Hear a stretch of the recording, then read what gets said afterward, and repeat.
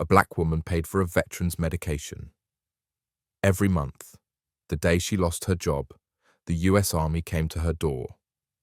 No one was supposed to know. She never told anyone, not even her sister. Every month, like clockwork, she'd walk into that dusty little pharmacy on Maple and 4th, hand over her card, and say, "Put it on mine." Same name, same medication, always a week early, just to be safe. The old man behind the counter would nod, give her a receipt, and never ask questions, until the day she couldn't. And that was the same day the army showed up at her door. I swear, when I saw those two guys in uniform step out of the black SUV, my stomach dropped. Like something inside me already knew this wasn't going to be one of those "thank you for your service" moments. Jada was standing there in her old Clark Atlanta hoodie, holding a bag of frozen peas because our fridge was dying again. She didn't even notice the car until they knocked. Hard. 3 times. She looked at me like, "Did you order something?" I shook my head, and then she opened the door. "Miss Jada Monroe." The taller guy said it like he was reading it off a file. And he was. He had a manila folder in his hand, with her name in all caps on the tab. She blinked. "Yeah, that's me." He nodded once. "We need a few minutes of your time. May we come in?" Let me tell you something about Jada. She doesn't trust easily. She's not rude, just guarded. Grew up that way. When you've been let down enough times, you learn to keep your distance. But she stepped aside. She didn't even ask why. They walked in like they already knew the place, like they'd been watching, which, later, we found out they had. He opened the folder, started listing things. Her name, birthday, the fact she worked night shifts at the nursing home off Jackson Boulevard. And then he said it. "You've been covering the monthly prescriptions for Sergeant Elijah Ford since March 2017. Is that correct?" Jada just froze. Not like stunned, like scared. Because yeah, she had. And no, she never told a soul. Not because it was illegal, it wasn't, but because she didn't want anyone to know she was spending nearly a third of her check every single month for someone who barely remembered her name. Elijah was the grandfather of a kid Jada tutored after college. The boy's mum had bounced, the dad deployed, then dishonorably discharged. The only one left was Elijah. Except Elijah had early onset dementia, no savings, and a VA process that moved slower than molasses in winter. The boy, Marcus, was 9. Couldn't cook, could barely spell his own last name. So Jada stepped in, quietly, and for 5 years she paid. No receipts, no recognition, just did it. Until the layoffs hit the nursing home, and the debit card declined.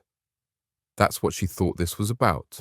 Some bill collector maybe someone from the pharmacy reporting suspicious activity. But the man in uniform didn't look mad. He looked moved. "Miss Monroe," he said, clearing his throat, "Sergeant Ford passed away last week, peacefully, in his sleep." Jada sat down without saying a word. I don't think she even blinked. "And before he passed," the other guy chimed in, "he left something with us. A statement. A video, actually. He made it 2 months ago. Said he wanted it delivered to the woman who never gave up on a stranger." They pulled out a small drive, set it on the table like it was made of gold. Jada didn't touch it. She whispered, "Why now?" The taller one looked her dead in the eye and said, "Because he wanted you to know. You saved his life long before the meds ever did." And that's when I saw her cry. First time in 6 years. Silent tears. No sobs, no tissues. Just her sitting there, frozen peas on the floor, watching 2 army men thank her for something she never even asked for credit for. What would you do in that moment? Would you be proud, grateful, confused? Because Jada, she was just quiet, like something inside her had finally been seen. And that was just the beginning. She didn't watch the video that night. She didn't say why. She just held it, that tiny little USB drive. Sat on the couch, lights off, dinner half cooked, and kept turning it over in her hand like it might disappear if she blinked. I asked if she was okay. She nodded. Once. And then she said, "I didn't do anything special." That's how Jada saw it. See, some people throw around words like hero or angel too easy. Jada didn't think she was either. She thought she was just doing what she wished someone had done for her mum. Because her mum? She didn't get help. She got buried in medical bills and forgotten. And Jada was 16, staring down eviction notices while her mother's insulin sat in a warm fridge they couldn't afford to fix. So when she saw Elijah, half lucid, barely speaking, with a scared little boy by his side, something in her cracked open. Not out of pity, out of memory. She couldn't save her mom, but maybe she could help him. The next morning, she finally played the video. I wasn't there. She didn't want anyone to be. She locked herself in the bedroom and didn't come out for almost an hour. When she did, her eyes were red, and her face was different. Not broken, not sad, just changed. Like someone had handed her a piece of her past she didn't know she was missing. She walked up to me and said, "He remembered. He remembered everything." Turns out, Elijah wasn't as far gone as the doctors thought. In the video, he called her Miss Jada, with the peppermint scent and the stubborn heart. He remembered the night she brought over groceries when Marcus was too embarrassed to ask for help. He remembered her arguing with the pharmacy clerk the first time they refused his refill, and he remembered what she said when he told her he wasn't worth the trouble. "Oh, you are," she'd said. "You're somebody's history?" That line, he repeated it in the video, word for word.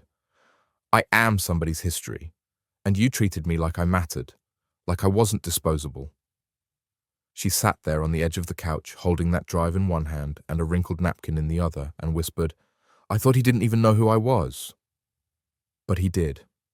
Every time she showed up, brought food, paid the bill, sat with Marcus for homework, he remembered. And here's the kicker. At the end of the video, he said he'd written to the army, told them about her, about everything she'd done. "Find her," he said. "Let them know what it means when a civilian fights for a soldier when the system won't." And that's what they did. That folder they brought? It wasn't a warning. It was a recommendation. For recognition. They wanted to nominate her for some civilian service medal, something you don't just get, something usually reserved for people who run into burning buildings or pull kids out of rivers. And she said no, just like that. "I don't want a medal," she said. "I just want Marcus to be okay." But they insisted, said it was already in motion, said her story had reached someone high up. The name they dropped? General Hawkins? Yeah, that General Hawkins. She didn't react, just nodded and went back to washing dishes like it was any other Wednesday. But that's when everything changed, because 2 days later, a reporter showed up, not a local one, national, with a camera crew, asking for the woman who saved a soldier's life without firing a shot. And Jada? She didn't run. She didn't smile for the camera either. She said, "I don't want a story. I want the system fixed." Can you imagine that? Someone finally sees you, finally puts a spotlight on you after years of being invisible, and all you care about is making sure no one else goes through what you did. But that spotlight, it started something she couldn't stop. They put her on TV, not live, thank God. They did a sit-down thing, like one of those soft Sunday features, cozy lighting, calm music, a voiceover that made it all sound poetic. Jada hated it. She didn't even watch it until 3 days after it aired. And when she did, she kept shaking her head. "That's not how it happened," she kept saying. "That's not what I said." They made her look like some kind of saint, said she selflessly supported a forgotten veteran out of pure goodwill. But they left out the part where she'd almost given up, like that 1 month when her paycheck came late and her own lights got cut off, but she still walked to the pharmacy because Elijah's meds couldn't wait, or the time Marcus got suspended for fighting and she had to leave work mid-shift just to make sure someone was there when he got home. They didn't mention the nights she cried in the bathroom at work because she didn't know how she'd stretch $40 across 4 days. Nah, They made it look clean, easy, noble, but real life's messier than that. And then the comments started. You know the kind. Why would anyone do that without getting paid? She probably had a thing for the old man. Bet it's all fake, just wants clout. Jada read every single one, didn't respond, didn't block anyone, just read them, like she was trying to swallow every insult whole. That same week, she got a letter from the Department of Veterans Affairs. They'd re-evaluated her case, offered to connect her with community outreach programs. Too little, too late. But then, one letter changed everything. No return address, no name, just a handwritten note on lined paper. It said, "When I was 16, I watched my dad take his last breath because we couldn't afford his heart meds. You don't know me, but I saw your story. And for the first time in a long time, I felt proud of this country again." Thank you, Jada held that note like it was glass. She kept it, still has it. Folded, taped at the edges now. It lives in her sock drawer right under a $5 bill she swears she'll never spend. And Marcus? He saw the broadcast at school. One of his teachers pulled it up during homeroom. He texted Jada. "You never told me." She didn't reply. He showed up at her door that night, no warning. Just knocked, like the soldiers did. He was taller now, 15, voice deeper. Same eyes though, wide, sharp, a little sad. He didn't say much, just handed her a small box. Inside was a keychain, plastic. Said, "You showed up. That's enough." Jada asked, "Did you make this?" He shrugged. "Laser lab at school. Kinda dumb, huh?" She smiled. Small, number it's perfect. And then he asked the question that changed everything.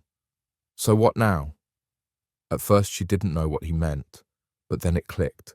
He wasn't just asking about her, he was asking about them, all the kids like him, all the veterans like Elijah, all the women like Jada who were holding their lives together with duct tape and hope. And Jada looked at him and said, "Now, we find a way to make it count." That's how the next part started. She didn't mean to start anything big, she just wanted answers. So she called the pharmacy first, asked how many people came in each month trying to fill prescriptions they couldn't afford. The guy paused, then said, "You sure you want the real number?" Turned out it wasn't just one or two. It was dozens, every single month. People choosing between meds and rent, diabetics stretching insulin, veterans using expired painkillers. Then she called a friend from her CNA days, worked in billing at the county hospital, asked about unpaid invoices, prescription denials, VA delays. He said, "You don't want to see that list, it'll ruin your sleep." But she asked him to send it anyway. It came as a PDF, 36 pages, line after line of missed doses and denied care. And that's when she knew telling her story wasn't enough. So she walked into the community center on a Thursday morning, hair in a bun, wearing jeans and a hoodie, holding a folded flyer she made on Canva. At the top, it said, "We see you, and we show up." That first meeting, 3 people came. One was Marcus. One was a nurse on leave. One was a woman who'd lost her husband to a delayed cancer diagnosis from the VA. They sat on folding chairs. No microphones, no banners, just raw stories. Jada listened, took notes, didn't promise anything. But every week, the circle got bigger. By the 3rd month, they needed a bigger room. Someone started calling them Jada's crew. She hated that, said it wasn't about her. But people kept showing up. Some brought food, some brought receipts. One guy brought a literal spreadsheet tracking every VA call he'd made for the last 2 years. She read every line. And when the local rep's office called to ask if she'd come speak at a town hall, she said yes. She was nervous as hell, wrote her speech on a napkin during a bus ride, crumpled it, rewrote it, then just tossed the whole thing. When it was her turn, she stepped up to the mic and said, "I'm not here to tell you how to fix the system. I'm here to remind you who's been paying for its mistakes." And she told Elijah's story, not the cleaned up version, the real one. She talked about the cold fridge, the late checks, the way Marcus flinched whenever someone knocked too hard. She said, People think miracles look like flash and fireworks, but sometimes they look like a woman walking to a pharmacy with $27 in her account and still saying, "Put it on mine." People clapped. Some cried. And after that night, the calls started. Emails too. Other towns. Other groups. They wanted to use her flyer, start their own meetings. She said yes every time, didn't trademark it, didn't ask for credit, just said, "Keep showing up." And that's when things got real. A foundation reached out, said they wanted to fund a pilot program in her name, something to cover meds for low-income patients in 3 zip codes. She said, "Only if we can track the results and report every dime. I'm not being the face of a PR stunt." They agreed. The program launched quietly. No press, no ribbon cutting, but within 6 weeks, they'd already stopped 3 people from ending up in the ER. She kept a notebook, logged every case, and at the top of page 1, she wrote in Sharpie, "If the system won't remember them, I will." You still with me? Because the next part, it's where everything flips. It started with a voicemail, one of those robot-sounding ones, garbled, half cut off, but the words that made it through were enough. Congressional Hearing, request for testimony, Ms. Jada Monroe. She thought it was a scam, didn't even call back at first. But then a follow-up email came in, then another, from a real address, with a real name, from someone who worked under the Committee on Veterans Affairs. They wanted her to testify. In DC, as a witness, not against anyone, not for a lawsuit. Just to speak, to put what she saw, what she lived, on record. She sat on the edge of her bed, laptop open, reading the email over and over. And then she whispered to herself, "What if I mess it up?" I told her the truth. "You lived it. You can't mess that up." They sent her a suit, said it was standard courtesy. She didn't wear it. She wore the same thing she wore to Elijah's funeral. Dark blue dress, black flats, simple necklace. She wanted to feel close to him. The hearing room was cold, brighter than she expected. Rows of people in suits, stiff posture, faces that looked like they'd rather be somewhere else. And when they called her name, she walked slow, calm, like she'd done it before. But I saw her hands shake. She adjusted the mic, cleared her throat, and said, "My name is Jada Monroe, and I'm not a doctor, a lawyer, or a policy expert. I'm just someone who showed up when the system didn't." And then she told them everything. She didn't sugarcoat it, didn't cry, didn't yell. She told them how Elijah would sit in silence for hours because talking made him tired. How Marcus stopped asking questions about his dad because he figured no one had the answers. How it feels to look at a $350 prescription and a $400 paycheck and still say yes. One of the congressmen asked, "Why did you keep helping?" And she said, "Because nobody else was. What would you do if it was your grandfather?" That one question hit hard. The room went still. She didn't ask for money, didn't ask for praise. She just said, "Fix it. That's all. Make it easier for the next person to show up. Give them the tools I didn't have." When it was over, a woman in the audience came up to her, young, maybe 30, eyes red, said, "My dad died waiting for meds too. I wish he'd had a Jada." And that wrecked her. Because all this time, she thought she was alone. But there were thousands of people, quiet people, carrying the same weight. That night, back at the hotel, she sat on the balcony with a coffee she didn't drink and just watched the streetlights flicker. And then she said something I'll never forget. "If Elijah were here, I think he'd laugh. He'd say, 'Took you long enough to get noticed, girl.'" And she smiled. For real, not the tight kind she gave cameras, the kind that starts in your chest and finally makes it to your face. But the next morning, that's when the twist came. The letter was waiting for her when she got home. Plain envelope, no return address. Just her name, handwritten in the middle. Inside was a check and a note.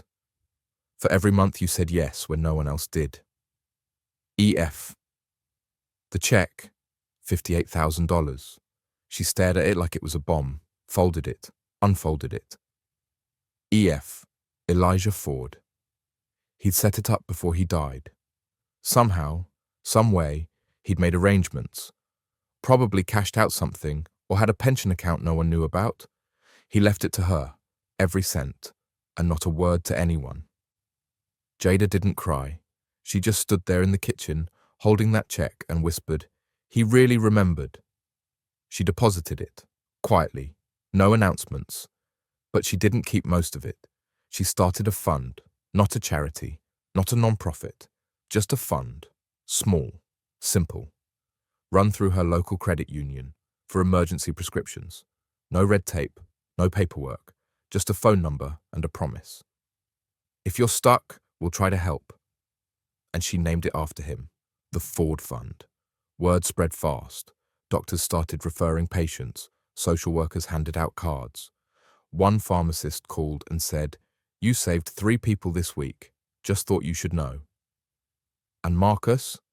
He started volunteering, helping file forms, making calls.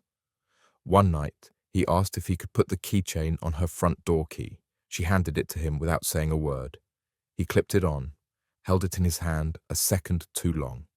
Then he looked at her and said, "You didn't just show up for Elijah. You showed up for me." That's when she cried. Not quiet, not careful, full, chest-deep, honest crying. Because for the first time, she believed it. That what she did mattered. Not just because it was kind, but because it changed something. For Marcus, for Elijah, for every stranger who never knew her name but felt her choice ripple through their life anyway. And here's the part that still gives me chills. A year later, she got a call from a woman in Nevada. "Hi, I'm starting a fund like yours, for my dad. We're calling it the Ford Fund too. Hope that's okay." Jada just said, "Of course it's okay. Keep going." Because now there are 11 Ford funds,